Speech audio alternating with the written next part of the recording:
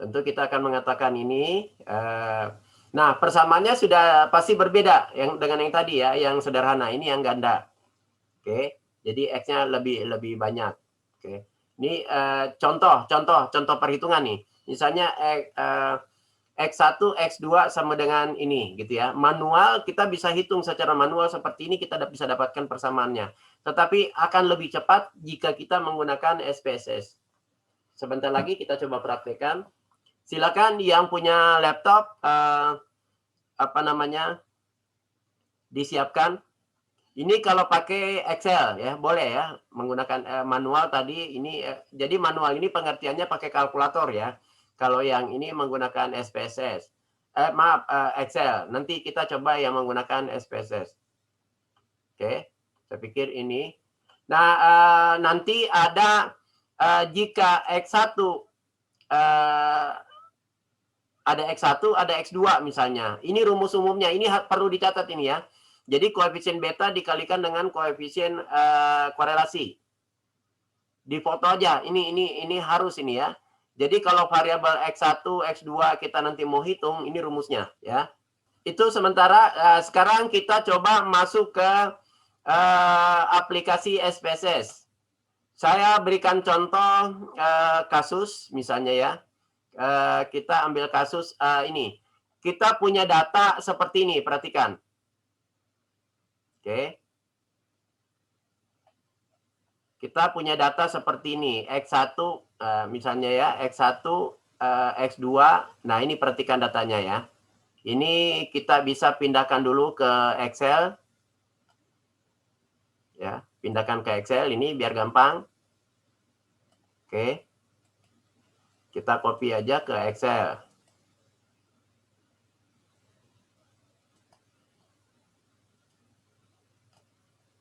Oke, di sini ya, Excel ya misalnya ya.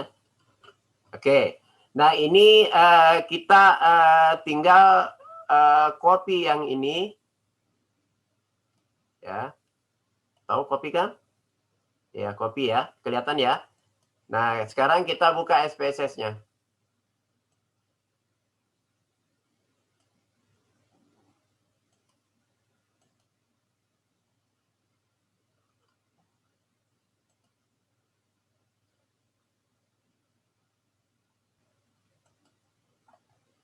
Oke, kita coba buka SPSS-nya ya.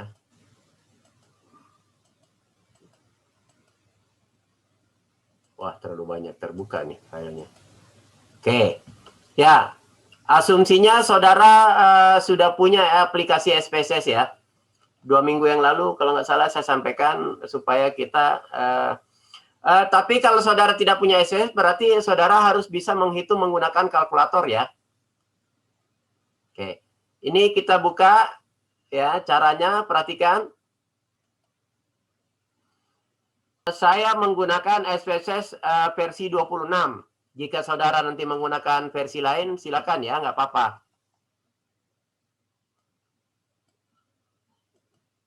Oke, ini sudah terbuka SPSS-nya. Perhatikan ini, masukkan yang tadi dari Excel itu, tinggal paste ke sini. Oke, sudah masuk. Oke, kita lihat kasusnya tadi. Ya, kasusnya ini tadi ya, punya data seperti ini. Ya. Nanti outputnya akan keluar seperti ini. Nah, kita nanti coba lihat. Ini contoh saja ya, contoh saja. Misalnya kita asumsikan H0-nya ya, H0-nya misalnya kita akan mengatakan H0. H0-nya itu kita misalnya adalah misalnya, saya ambilkan kasus saja supaya mudah saudara ininya ya. Kasusnya, nah ini ya. Saya ambilkan kasus, ini kasusnya ya. Perbedaan, coba perhatikan kasusnya. Ya, kita ini tadi contoh ya. Jadi kasus perbankan. Penilaian terhadap kinerja perusahaan dilakukan dengan memperhatikan misalnya 5 variabel, ya, CAR, RORA, dan seterusnya ya.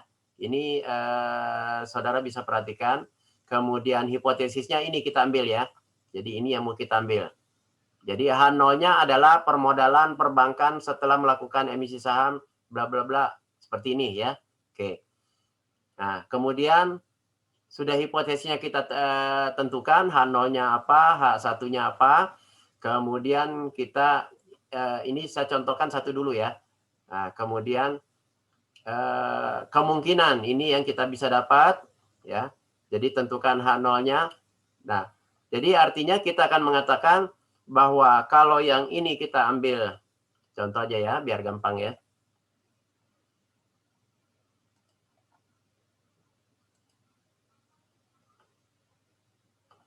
Saya contohkan dulu hipotesis 1 ya.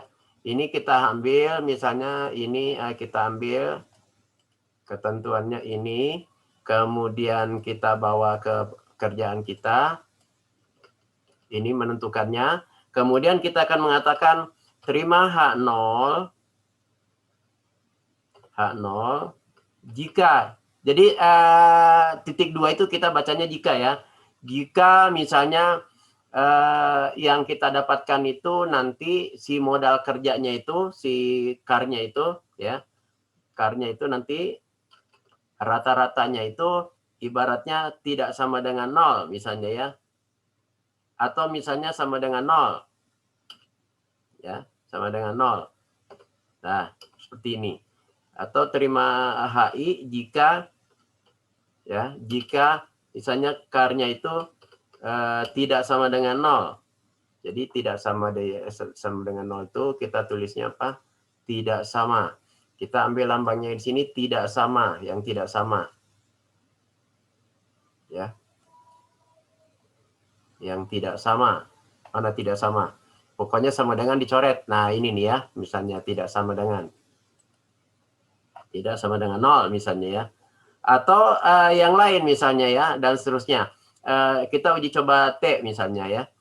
Nah, coba kita perhatikan. Jadi cara apa namanya uji cobanya itu bisa kita tulis seperti ini ya. Perhatikan ini ya. Ini contoh ininya. Nah, ini kan kriterianya nih. Perhatikan kriterianya adalah apa kriterianya? Terima H0 jika T hitung lebih kecil atau sama dengan T tabel. Ya. Atau tolak H0 ya. Karena yang diuji H0 ya tadi ya. Jadi ini kriterianya. Jadi tolak H0 jika T hitung lebih besar daripada T tabel. Lihat alfanya, lihat N-nya berapa variabel dikurangi 1. Ini menunjukkan degree of freedom atau derajat kebebasan. Oke. Nah, ini kemudian kita hitung T-nya. Karena ini tadi mau hitung uji beda sebelum melakukan emisi saham dan sesudah melakukan emisi saham. Jadi ini kita tentukan. Nah, ini kita hitung seperti ini kalau manual ya. Kalau manual kita hitung satu-satu bedanya berapa ya. Ini selisihnya ya, selisih dari ini ke sini. Tapi karena kita nanti pakai SPSS tidak begini. Kalau manual nih yang tidak punya laptop, tidak punya aplikasi SPSS, boleh menghitungnya pakai kalkulator ya. Oke. Nah, ini kaidah ini kita nanti kita tentukan kaidah keputusannya seperti ini ya. Jadi kita nanti akan simpulkan tingkat pengaruh emisi saham terhadap kinerja perusahaan itu dilihat dari kinerja setelah melakukan emisi saham dan kinerja sebelum melakukan emisi saham.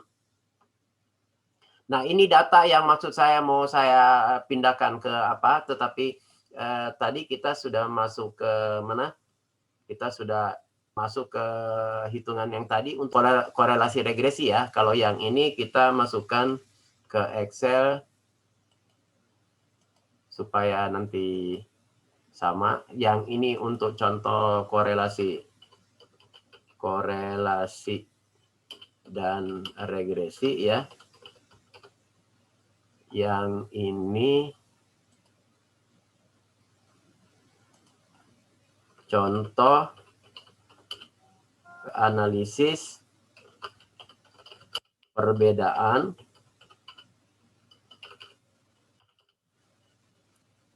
untuk melihat pengaruh ya, untuk melihat pengaruh. Jadi artinya pengaruh sebelum dan sesudah. Nah, ini kita masukkan dulu ininya, contohnya ya.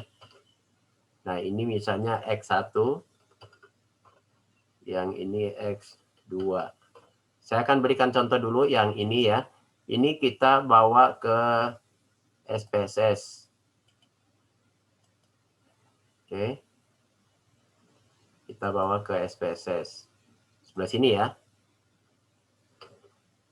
Nah, ini yang ini dulu saya berikan contoh. Yang ini kita beri lambang nih. Beri lambang. Ini variabelnya kita beri lambang. Caranya klik di bagian ini. Kemudian ini tadi yang mau kita lihat ya. Ini X1. Ini X2. Nah, ini sebelum emisi. Sebelum emisi saham. Ini setelah emisi saham.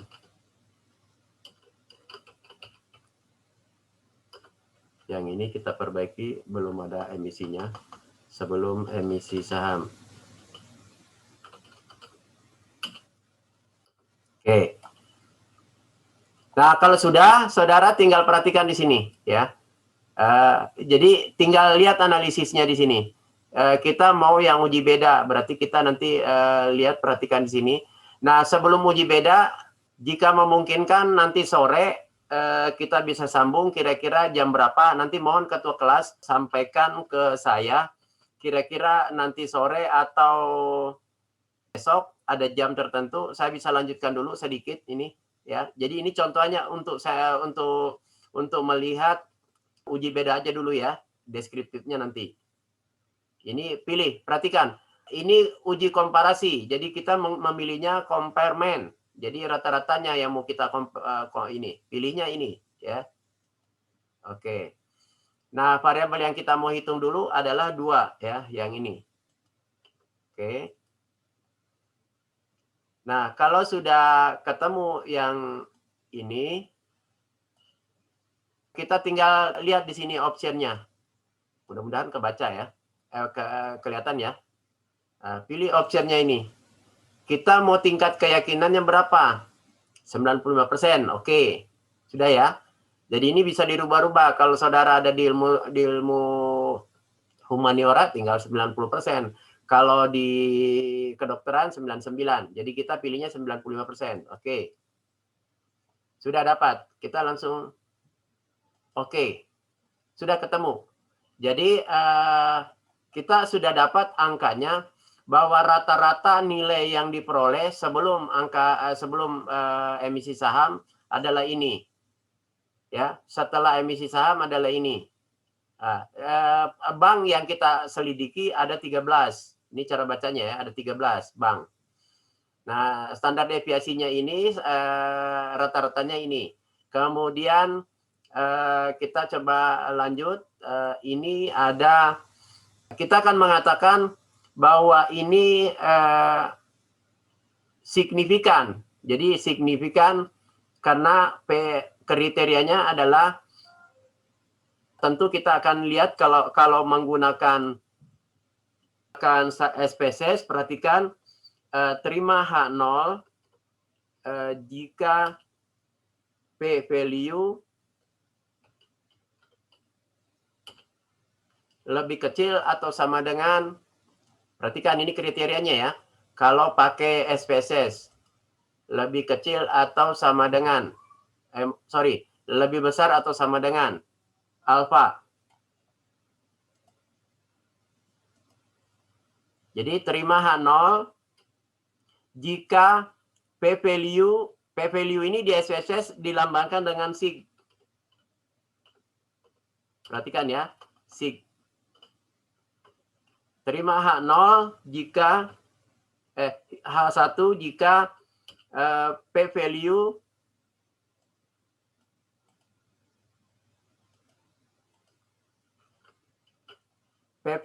lebih besar dari lebih kecil dari alfa. Nah, ini yang saudara harus perhatikan. Ini yang kita sebut dengan kaidah keputusan.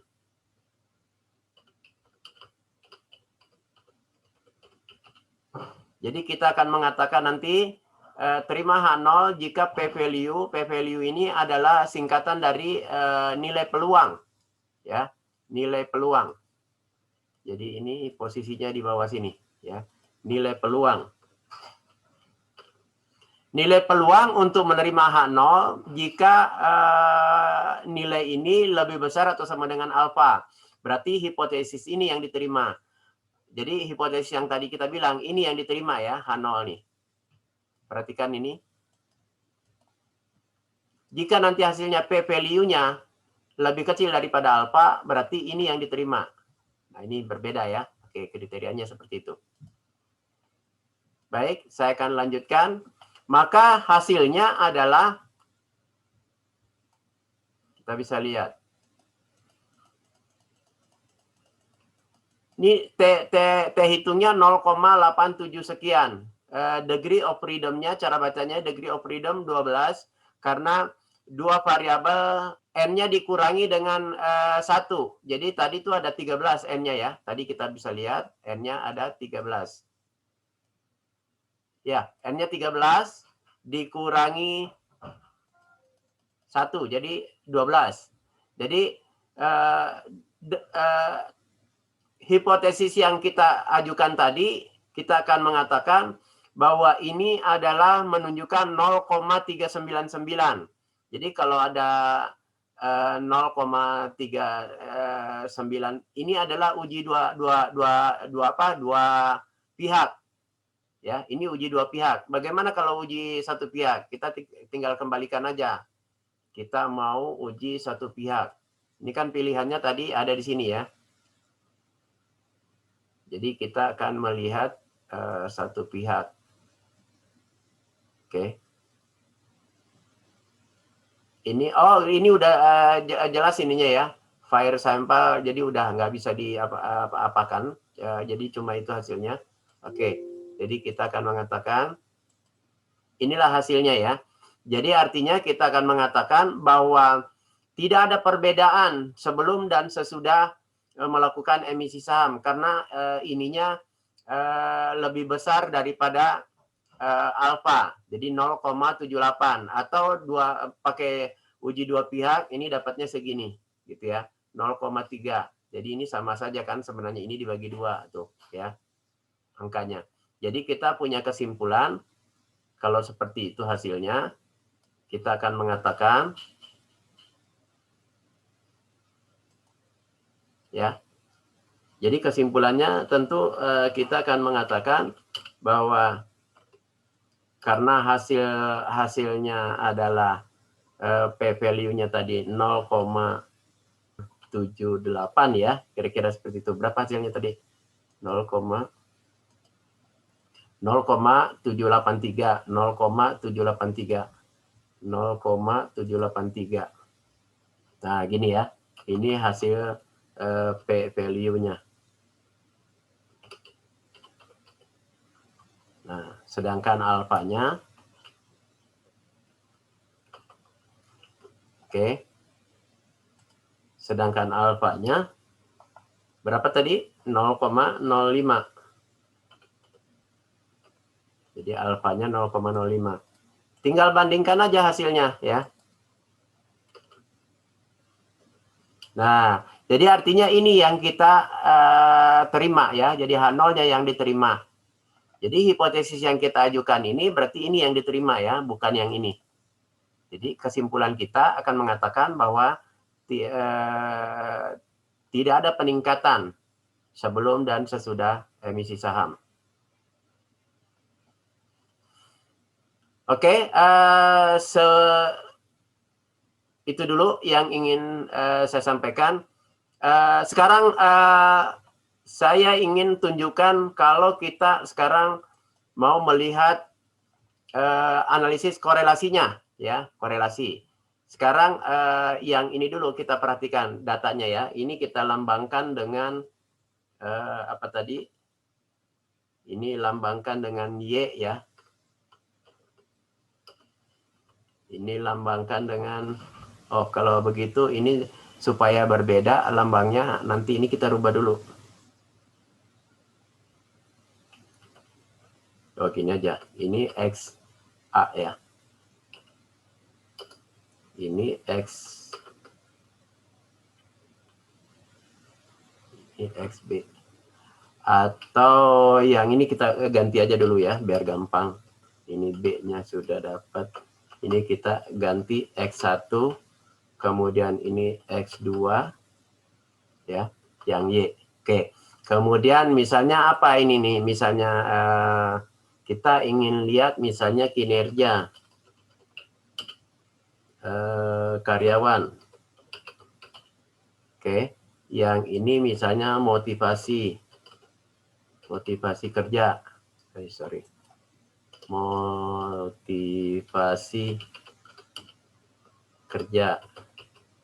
Yang ini disiplin misalnya ya. Disiplin kerja. Nah, ini kalau mau masuk ke analisis regresi, kita bisa masuk ke sini ya. Regresi pilihnya yang regresi linier. Oke, yang ini sebagai variabel dependent, yang ini independent, dua nih independent, bawa ke sini ya. Pilih statistiknya, ada R square-nya, ada deskriptifnya, ada kalau kita mau masukkan parsialnya, oke. Ya, stylenya kita mau lihat, oke, nggak ada masalah. Optionnya, nah kita isi yang ini ya, 0,05 alfanya. Oke, sudah. Nah, langsung oke.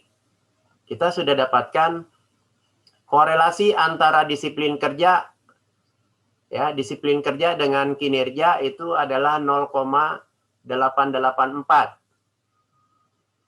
Perhatikan ini ya.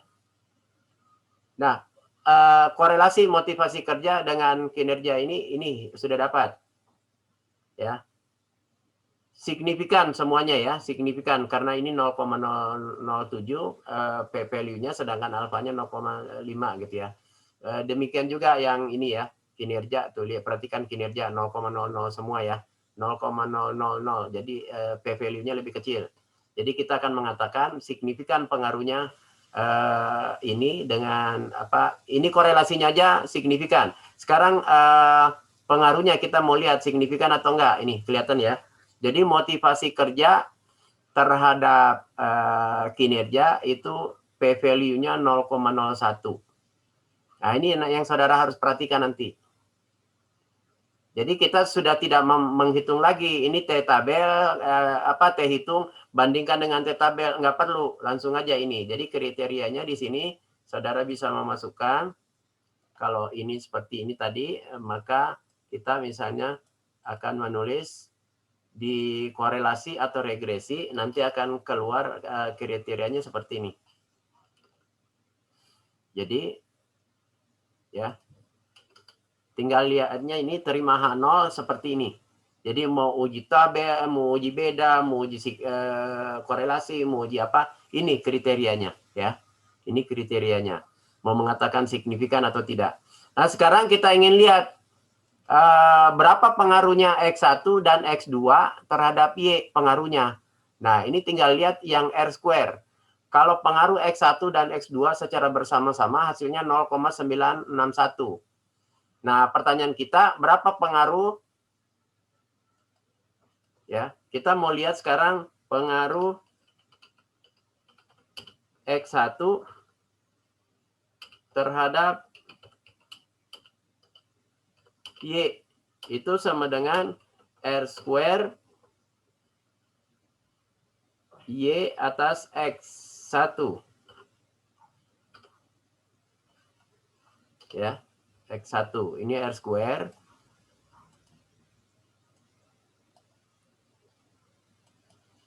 Nah, ini, ininya R square seperti ini lambangnya ya. Oke. Nih, ini rumusannya adalah, sama dengan rumusnya ya, rumusnya yang harus saudara catat. Jadi rumusnya ini adalah beta, udah nulis beta belum tadi kita? Oke, kalau nggak ada, kita cari. Jadi ini rumusnya adalah beta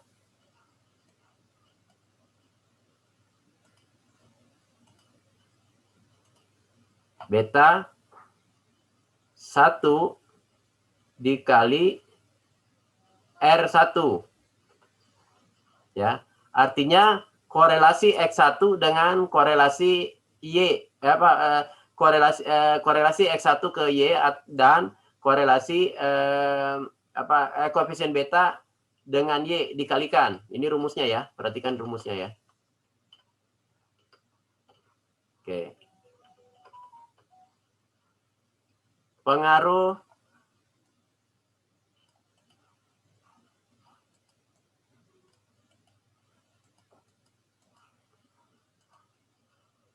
X2 terhadap Y, maka tinggal ganti aja 2 nih ya. Ini 2. Oke. Nah, kita hitung dulu yang ini ya, ingin tahu pengaruhnya. Maka kita tinggal masuk ke SPSS tadi, ambil datanya. Ya, ambil datanya. Korelasinya berapa tadi kita dapat? Korelasi X1 itu tadi ini ya. Jadi 939. 939. Oke. 939. Jadi saya bawa aja ke sini ya. Oke. Jadi sama dengan 0,939. Ini R-nya ya. R-nya. Jadi kita kurung aja lah biar gampang ini R-nya. Kemudian kita mau lihat betanya. Berapa betanya? Kita lihat betanya.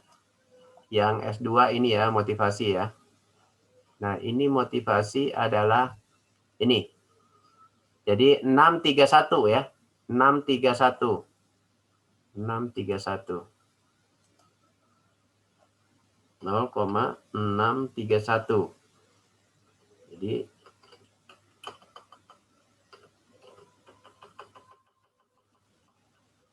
oke, tinggal kita kalikan ini hasil ini ya. Ini kita tinggal kalikan.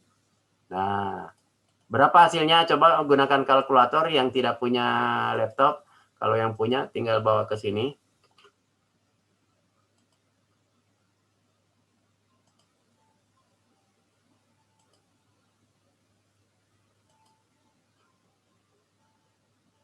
Ya.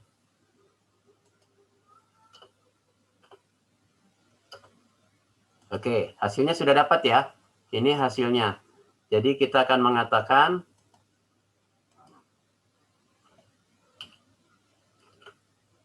nah ini hasilnya ya. Kita sudah dapat.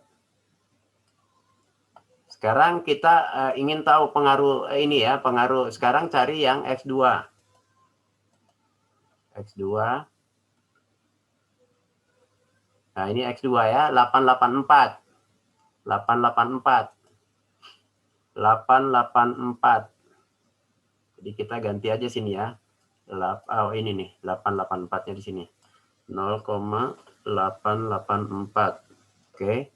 Yang beta 2-nya ya, beta 2-nya sekarang kita lihat beta 2-nya. Beta 2-nya 0,417. 0,417. 0,417. 417 ya, 7. Oke, kita tinggal bawa ke hitung ya, bawa ke sini.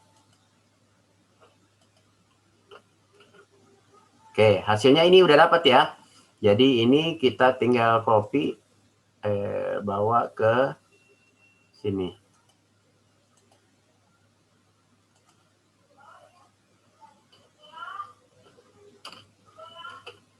Nah ini. Nah sekarang kalau pengaruh ini kan pengaruh parsial disebutnya ya. X1 X1 terhadap Y. Ini ya, X1 terhadap Y. Kalau ini X2 terhadap Y. Jadi sudah dapat. Nah, sekarang kalau dijumlahkan, ini berapa kalau dijumlahkan? Ya. Ini kalau dijumlahkan berapa nih hasilnya nih? Ya. Ini kalau dijumlahkan, coba nanti cek, benar nggak sih pengaruh X1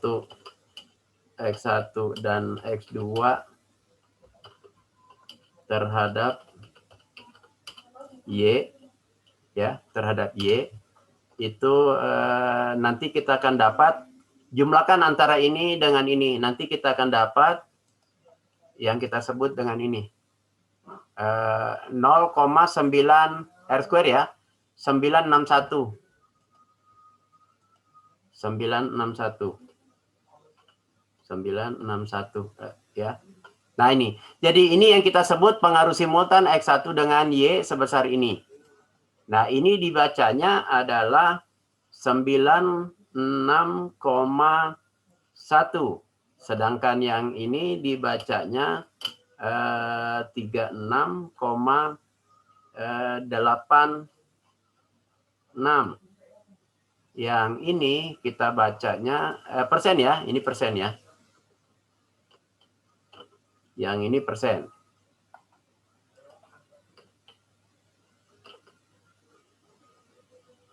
Yang ini juga persen ya. Jadi ini persen ya. Ini juga dibacanya sama dengan 59,25%.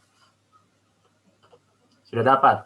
Coba 59 ditambah 36. Kemungkinan ini hasilnya ya. Oke, sudah selesai. Nah, sekarang kita ingin lihat 59% ini pengaruhnya signifikan atau enggak. Kita lihat secara ininya parsialnya ya. Nah, kita tinggal lihat di sini. Oh, ini signifikan. Ya, karena masih p-value-nya masih lebih kecil dari 0,01. 0,05 ya alfanya ya. Kemudian pengaruh disiplin signifikan nggak? Oh signifikan karena ini masih lebih kecil. Oke,